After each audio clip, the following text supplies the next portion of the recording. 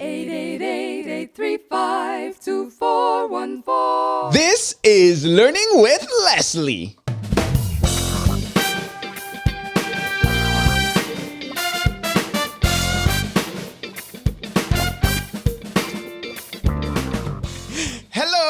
Hello, and welcome to another episode of Learning with Leslie, the podcast where we focus on making an impact from home, at home, and beyond. No, I'm not talking about the kind of impact that's going to fall by the wayside when Google has a mood swing. I'm talking about the kind that will thrive no matter what happens. I'm your host, Leslie Samuel from IamLeslieSamuel.com, where we're changing the world one person at a time. And as usual, I have another exciting episode for you today. In today's episode 416, we're going to be talking about how to produce professional videos faster. No, way faster than ever before. Okay, you already know it.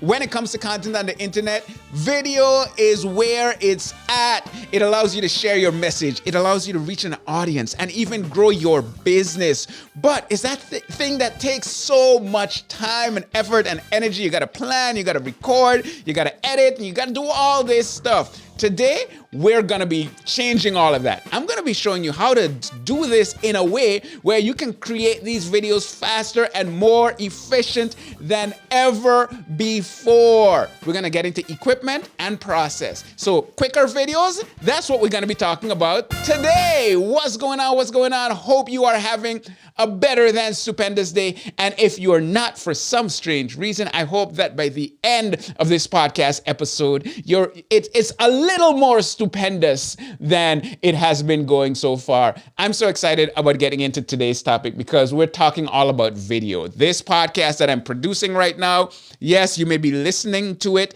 and not watching, but there's a video version on my YouTube channel. And then I have my biology YouTube channel. And the reality is I love creating videos. Videos help me to do what I want to do in my business and in my life. But it does take a lot of time. So I want to talk to you about some of the things that I've done, some of the things that I've helped others do so that we can speed up this process, make it more efficient and more effective. Before we get into that, I got to let you know that this episode is brought to you by our sponsors over at Ecamm Live. This is the program that I'm using, the app right now that I'm using to produce this video. We're going to talk more about it in this episode as well as a bunch of other tools and equipment, but this makes production of video, professional production, so much easier. I can't say that it's one click, but it's as close to one click as it can get. And if you want to check them out, you want to take your video production to the next level, but you don't want to spend a bunch of time editing, head on over to ecamm.com/Leslie, and that's going to save you 15% off your first payment. All right, on that note, we got to get into the episodes. So the episode, not episodes, because this is just one. On that note, let's get into it.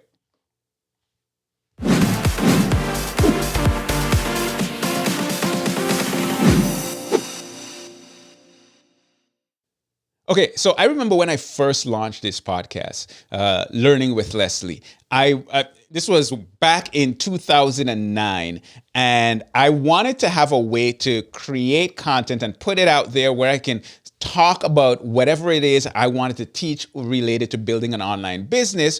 But at the time, I was working a full-time job that seemed like it was a full-time and a half job because I was a teacher at a boarding academy. Now, if you don't know what a boarding academy is, well, you know what a boarding academy is. The students live there on the campus. So I was not just the teacher, but I was teacher,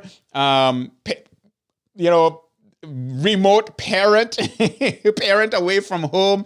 We had supervision duties in the evenings, on the weekends.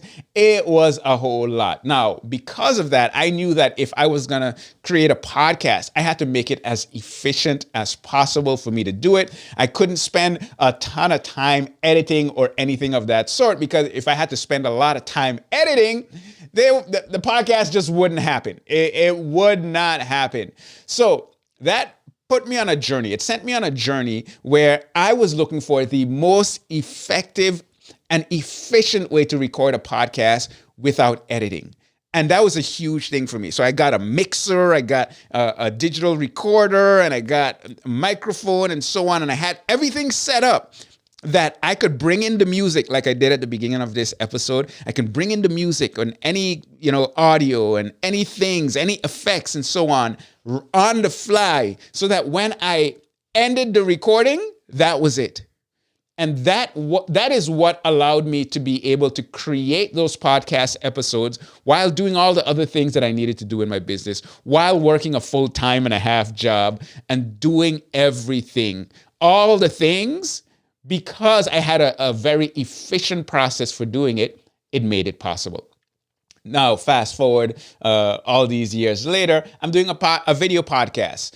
Now, I have more time to work in my business because this is what I do full time. I'm a full-time entrepreneur, and I could spend a lot more time editing videos and producing this podcast, but quite frankly, I don't want to. And it's not that I'm lazy. I don't want to, because there are so many other things that I have to do in my business that needs to get done that I can't do while I'm editing the videos. Now, I knew it was possible to do this for video, just like I had done it for audio.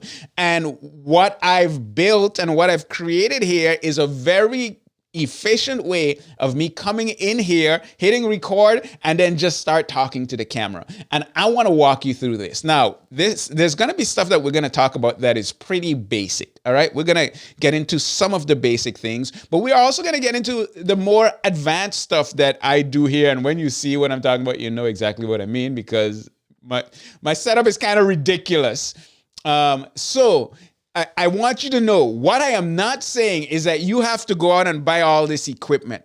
But what I am trying to do is show you different ways that you can speed up your process to make it more efficient for you. All right? Does that make sense? So if you're a beginner, you're going to get a lot. If you're advanced, you're going to get a whole lot as well. Okay. So I fast forward to today, but actually let's rewind a little bit. Because back in 2014, when I left my job, I started what was called the Become a Blogger Coaching Club. That was my membership. And one of the key features of that is you can come in and ask a question, and I would respond to your questions with video. Doesn't matter how simple your question is, I'm going to record a video. So if I had 10 questions coming in that day, I would record 10 videos and post them in the members area. And the reason I was able to do that is because I set up my stuff so that it became easier for me to produce a professional quality video response to your question than it was for me to type something. That right there is the key. What happens when it's easier for you to produce a professional video than it is for you to just type a simple response? Well, you're going to create more videos. Ding, ding, ding, ding. And that's what we're going to get into. So I think it's a very good idea to optimize your video production process because, number one, it makes it faster and frictionless. And if it's frictionless, you're going to do more. You're going to make more. But not just that. You know how many times I have like a Zoom call and the person, whether it's from YouTube or some other company or whatever the case might be, they come onto the Zoom call and they have the typical setup with, a webcam and blurry background. That it looks all right. And they come in and they see this and they're like, whoa, what in the, did I just step into some video production studio or anything of that sort? It actually helps to set you apart from almost everybody else because you've taken the time to invest in making something that just looks awesome and it's easy for you to get into that zone. All right. So it's faster, it's easier, it's frictionless, and it makes you look more professional and you're able to make a whole lot more. So let's talk about how I go about doing this. The first thing I care about is the word frictionless. I want it to be as easy as possible for me to make a video. So right now, when I walk into my office, which is my studio, I will sit down and I will literally press a button and I'm ready to go. Whether that is a Zoom call or making a professional video or whatever the case may be, I am ready to go at the click of one button. Now, I can't fully show you that right now because if I click that button, everything is going to get shut down and the podcast would be a very short podcast episode. But I am going to walk you through how I am doing this. Okay. First thing is, if you want to make it as frictionless as possible, it is a very good idea to have a dedicated space where you are going to be producing your content. So if you have a home office or something along those lines, you want to have a dedicated space to make this happen. And you want to set up all of the equipment exactly where you need it to be. So I'm going to give you somewhat of a preview of how I'm doing this. I have my phone here. And I am going to use my phone now as a camera, and I'm going to show you. This is going to look a little crazy. But here you can see there's actually a teleprompter in front of me that I'm not using right now. Then behind the teleprompter, you should be able to see that there's a camera back there. There's another camera over there. And there's another camera over here that we're going to talk about in a little bit that's on a slider. As you can probably see, the camera is moving automatically. It's just going back and forth. And that adds a little extra something to my setup. All right. So I have, for those of you that's listening, I have one camera right in front of me that has a teleprompter on it for when I need it. I have a camera to my left that I can look at or that just comes from an angle. And then I have a camera to the right. And that camera is where, if you're looking at me on video, you'll see that it's like it's moving. So it's not a static image. All right. And that adds something significant to what I'm doing. So what I basically have here is 3 cameras that are all plugged into the same, what do you call those things? Power supply, not power supplies. Why is the simplest term just fleeing my mind? The thing you have at home, you plug it in and then you can plug in a bunch of other stuff. Y'all are thinking about the name now and I can't even think about it because it's so simple. Oh my goodness, this is annoying me. At home we call these things drop cords in St. Martin. It's not a drop cord. Anyhow, it's one of those panels. It has a bunch of different plugs. I sound so ignorant. It has a bunch of different plugs. You plug it into the wall and there's one switch. Okay? You know exactly what I'm talking about. It's going to come to me when the episode is over, I'm gonna be like, oh my goodness, Leslie, how could you not remember that? Anyhow, I have all of it connected to one thing. And then what I have, because I go a little extreme, is I have it connected to a smart plug. And because it's connected to a smart plug, I can press one thing on my phone or on my computer, and I actually do it on my computer. I'll show you this right now, actually. I am going to show this. If you're watching here, you will see that I have this little thing here that says video and end video. If I press video, everything that I need for a video is going to turn on. My lights are going to turn on. My cameras are going to turn on. And I am ready to go. Oh, my audio is going to turn on. Everything that's connected to this smart plug is going to turn on, and I am ready to go. I mean, you get that, right? You come, you sit down, you press one button, and you're ready to go live. You're ready to record. You're ready for that Zoom call. You're ready for whatever it is you have to do when it comes to video. There's no going and turning on this camera or that camera. Now, if you just have one camera and one light or something of that sort, plug it into the same thing that I can't remember the name because my brain isn't working right now. And then whether it's you go and you press that physical switch or you have it connected to a smart outlet or a smart plug, that you can click on your computer, or you can say, I'm not going to say it right now, but I say, hey, SIRI, set up for video. It's so awesome that I have it set up that way, because one of the other things that happens is, let's say I'm out and about running errands and I have a meeting and I'm rushing home from my meeting and I need to get everything set up. I'm in the car and I will say, hey, device, set up for video. No, I say turn on video scene. And when I walk into my office, it's there waiting for me. Oh, another thing that happens, I have the backdrop lights and all that stuff. Those are on smart plugs, and smart plugs aren't even very expensive. You can get one for like $20. But I have them on smart plugs so that when I say the thing that I say, it's ready for me to go. Makes sense, right? So if that's all you get from this episode, have everything connected to one of those things that has the different plugs, and put it on a smart switch or a smart plug or anything of that sort. That's going to save you.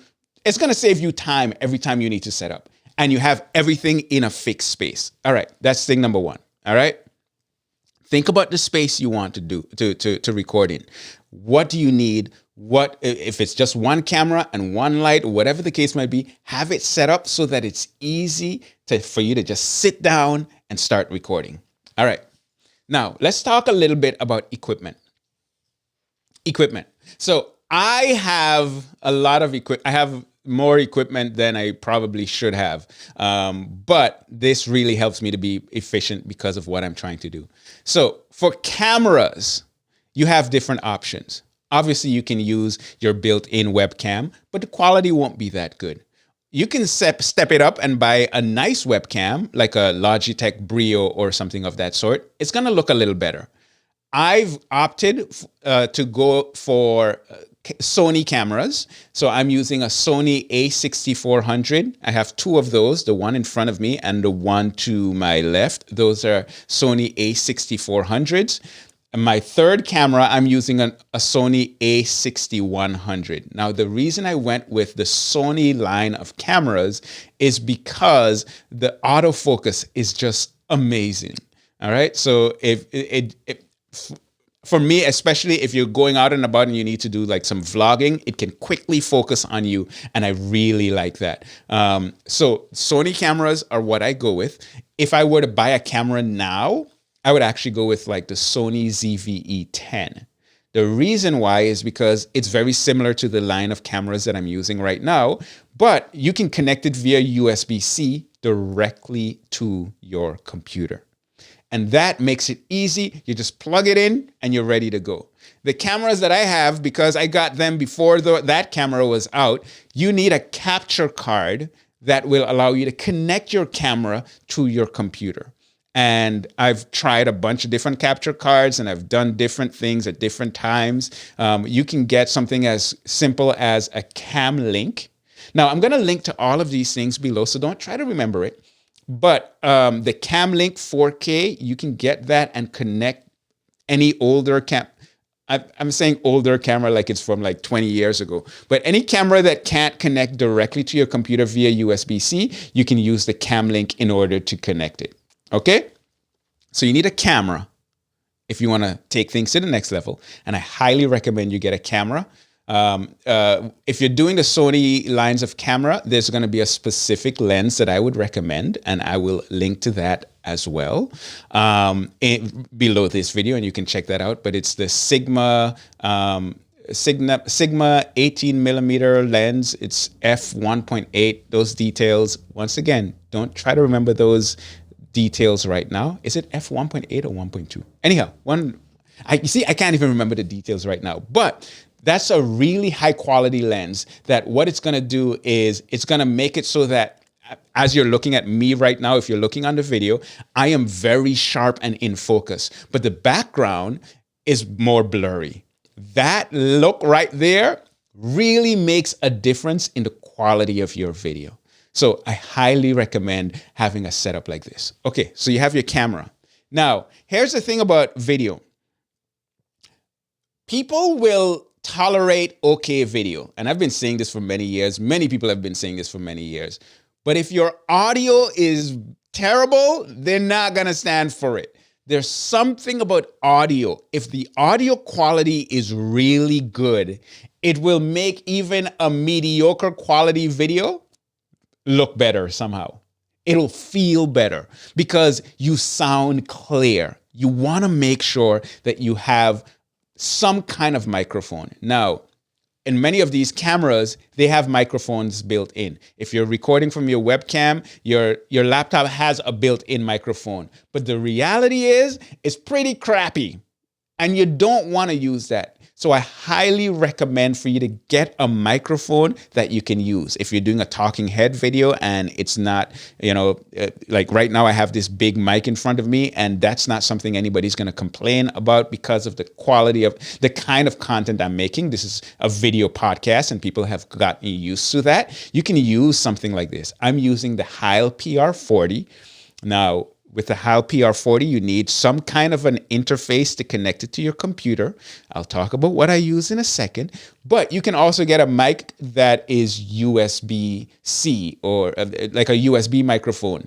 The microphone that I recommend for someone that's getting started would be something like the Shure MV7. And here's why I recommend that microphone. That microphone, number one, it sounds awesome. Number two, it can connect directly to your computer via USB.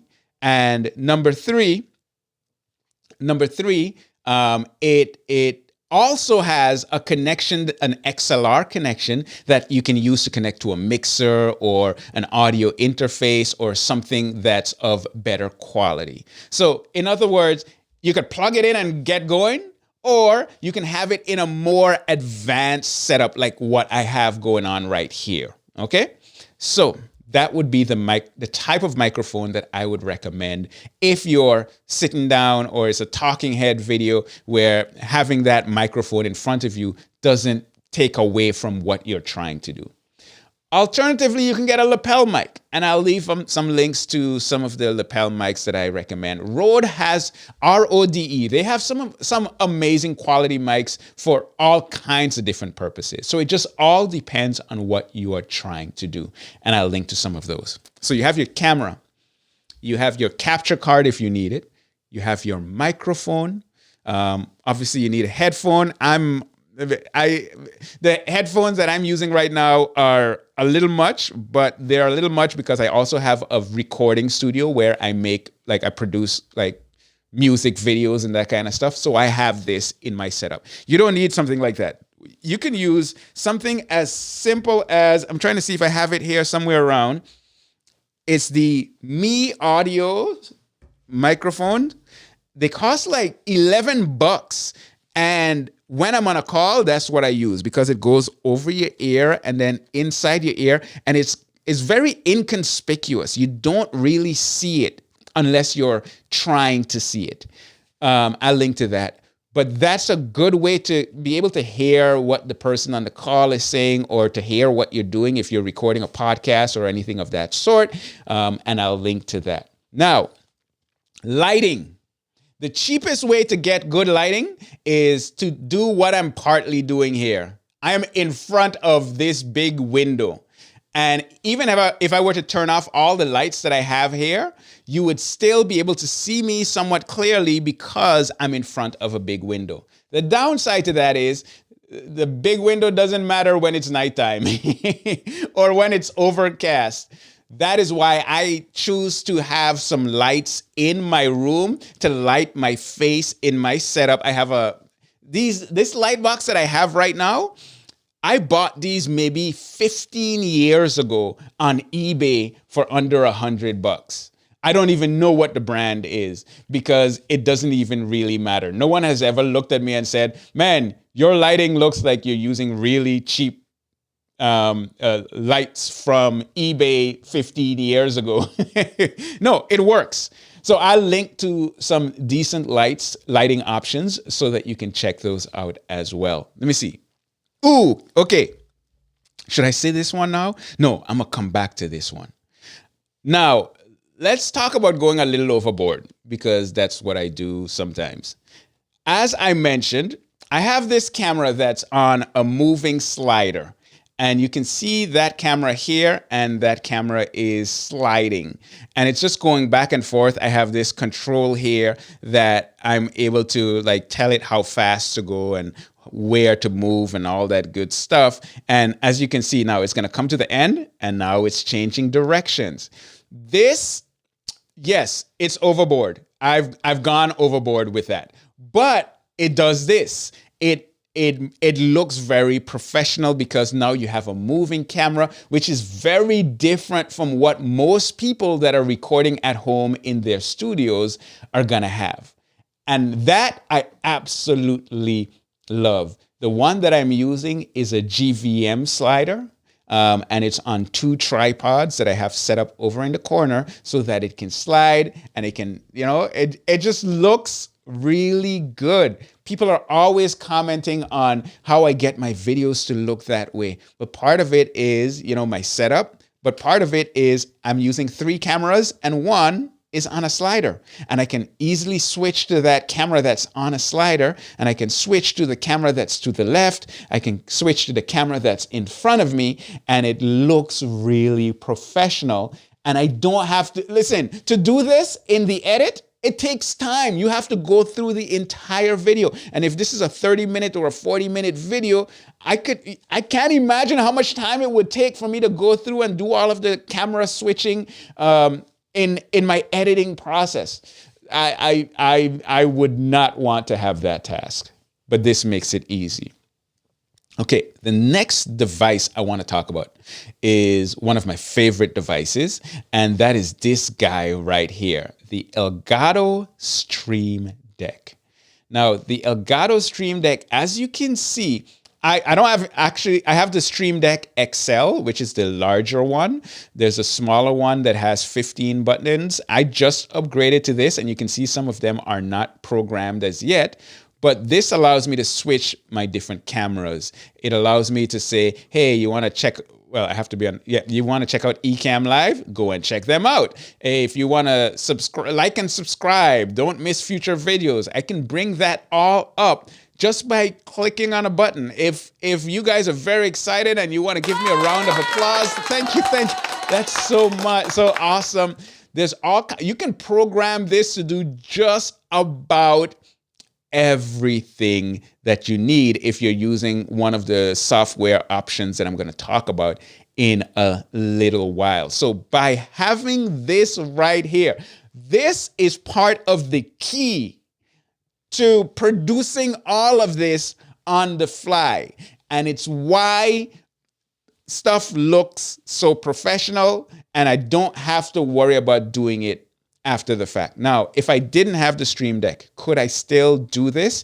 Yes. With the programs that I'm going to talk about in a little while, you can still do that. But then you have to click on stuff on your screen and find where to click and how to bring things in. And or you can set up shortcuts and say, when I say Command F, something comes up, or Command Y, the YouTube promotion comes up, and so on.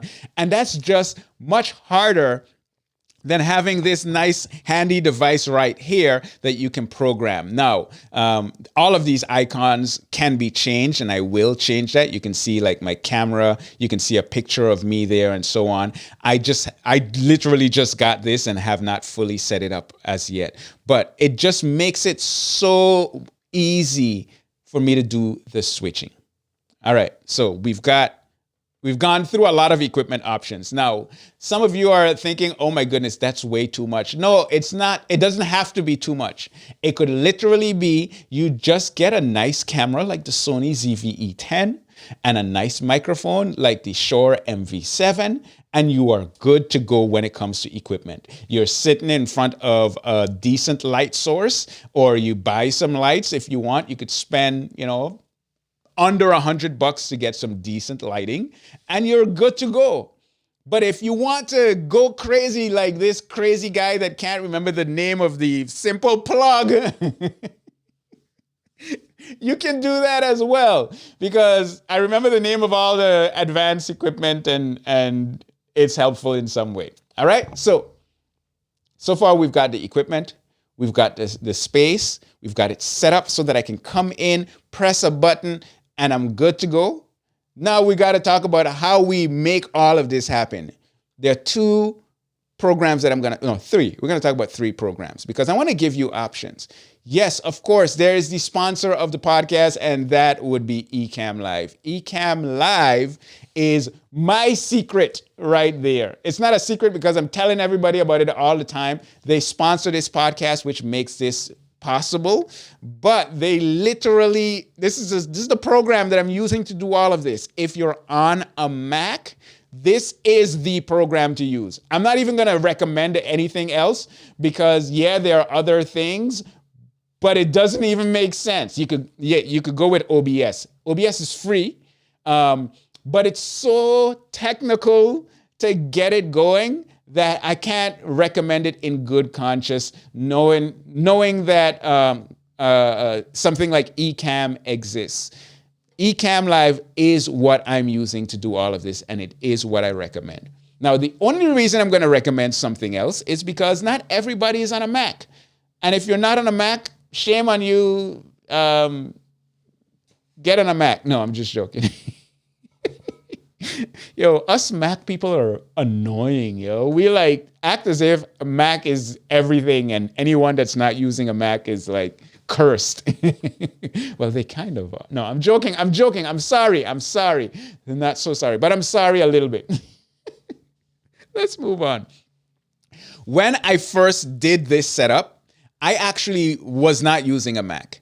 And the reason I wasn't using a Mac is because, quite frankly, the Mac it wasn't doing as well at the time when it comes to live video production and all the stuff that I'm talking about right now. But then they upgraded and they got the M1 chips and now the M2 chips and so on. And that changed the game. Before that, I was using a gaming PC and I got a program that was called vMix. Now, it's much more expensive than Ecamm. It's much more technical than Ecamm. But when you set it all up, it can do the same thing. As long as you can figure out how to set it all up. I used it, and that's what I was using when I had my coaching club. That's what I was using to produce those videos quickly. Anybody asks a question, I can record the answer, and I can post it just by clicking some buttons. I click a button, and it records. I click a button, and it shares my screen. I click a button, and it brings stuff up on the screen and all that good stuff. That vMix does that very well, and if you're on a PC, that is what I recommend.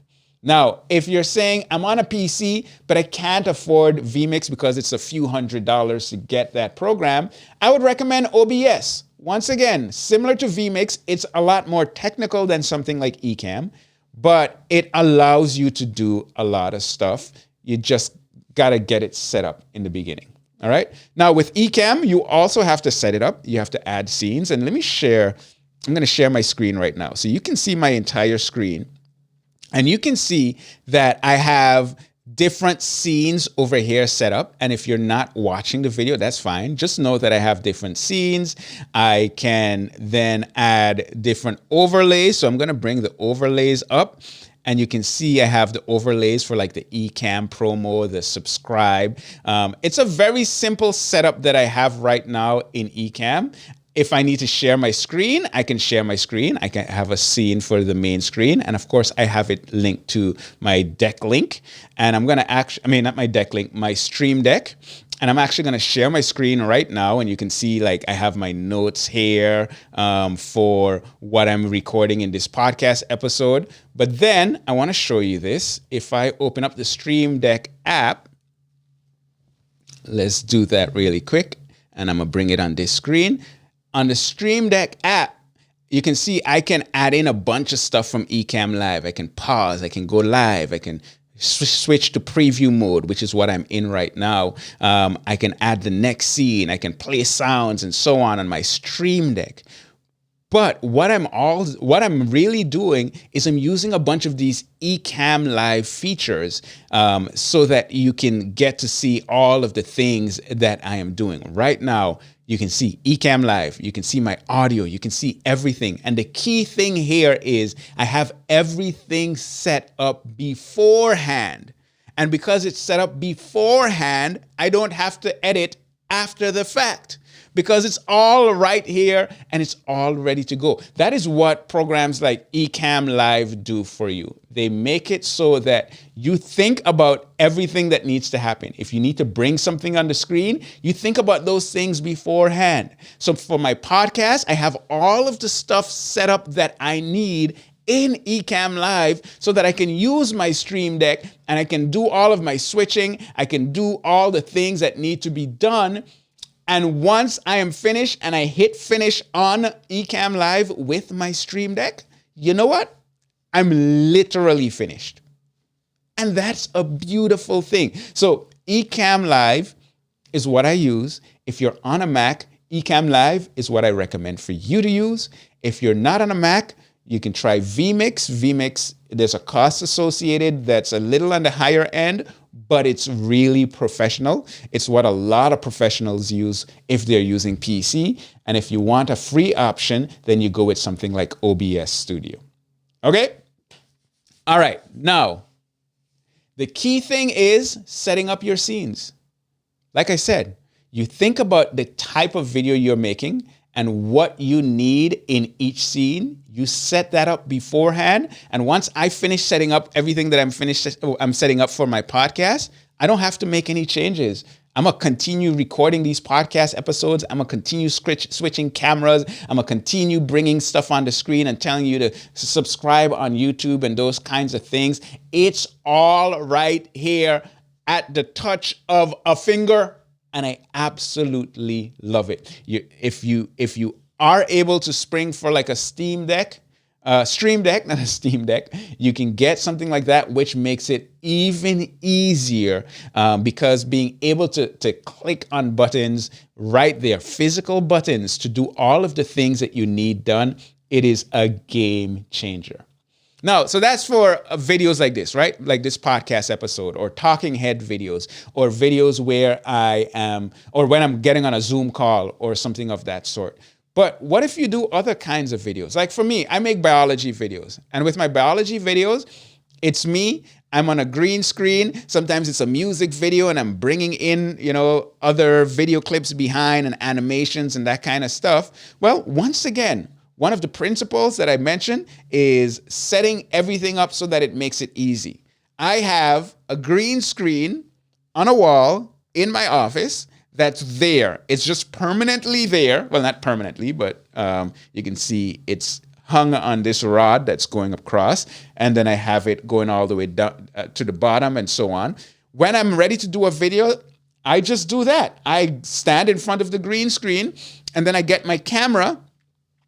I put my camera on a tripod. You can see I have my tripod right here. The key thing for me is, once again, making it as frictionless as possible.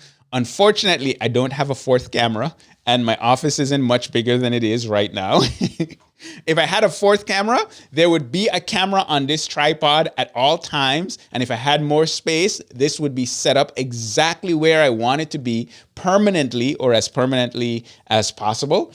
But since I don't, what I've done, once again, to make it as efficient as possible, I have these quick release plates where I can go to any of my cameras and quickly press a button, take it off, and then it latches onto this. It's ready to go. I have my lapel mic. I have a Rode lapel mic that's right here, ready to plug into the camera. I'm just thinking about the things that I can do to make it as quick and easy as possible. Even the process of taking a camera off one tripod and moving it to another, I want that to be as quick and seamless as possible. So I will have a quick release plate where I press a button, I can take it off and then click it into this, and it's ready to go.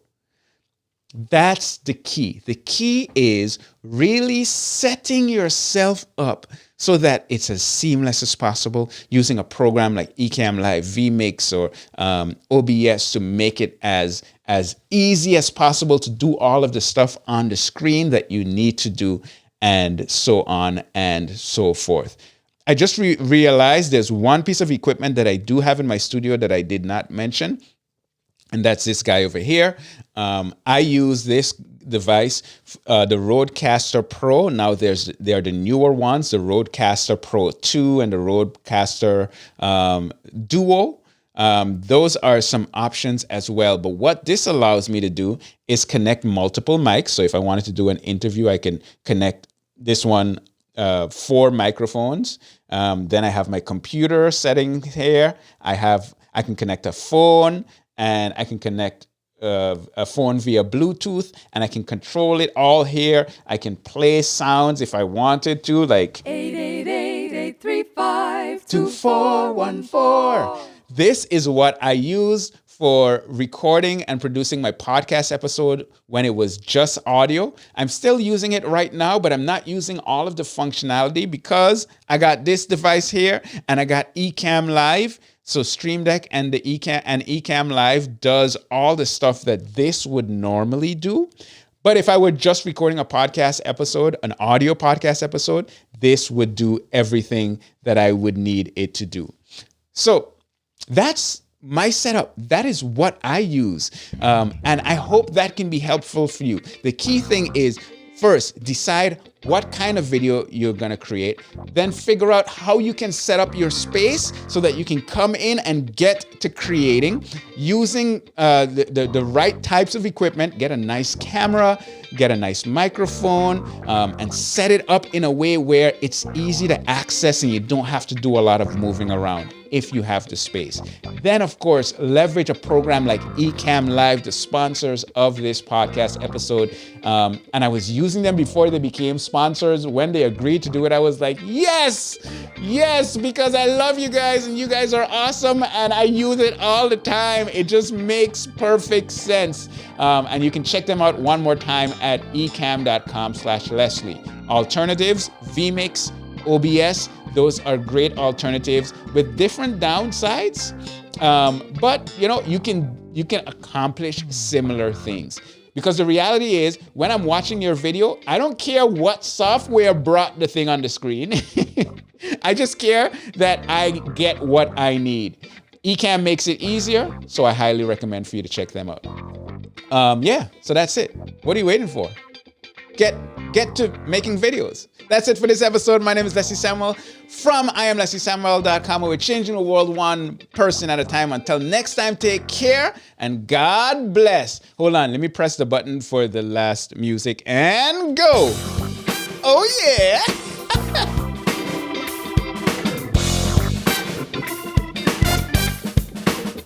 Dun, dun, dun, dun, dun, dun, dun, dun, dun. I wasn't supposed to. Oh, wait. I have to press one more button. Hold on. One second. 888 Oh, yeah. 835 2414